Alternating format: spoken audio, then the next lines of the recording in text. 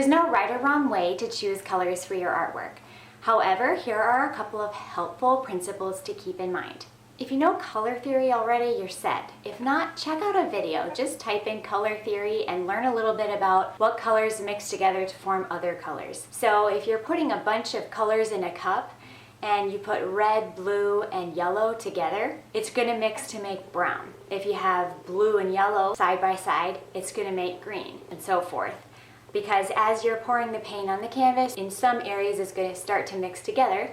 So you just kind of want to purposefully layer, place your colors next to others that are going to produce something pretty when they meld together. The way I like to choose paints for a painting, and I'm going to use this as an example, is a method that I got from one of my favorite acrylic pouring artists, Rinske Douna. Her way of choosing colors is very simple. Basically choose two colors that complement one another, that go together.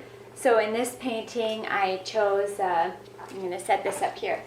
I chose this blush color and an aqua. And then she says choose a darker color for some contrast. So I threw in this rouge right here. Then add in some metallics. So I put gold, and I think I also, added some rose gold in there as well. So that little trick is from Rinske Douna.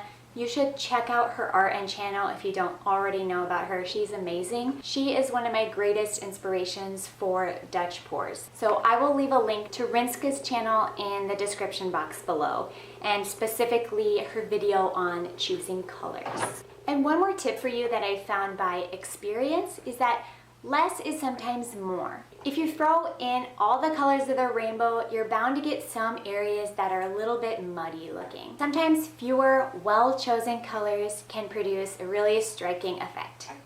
Hi, this is Anna, and this has been Acrylic Pouring Academy, quick answers to all of your fluid art questions.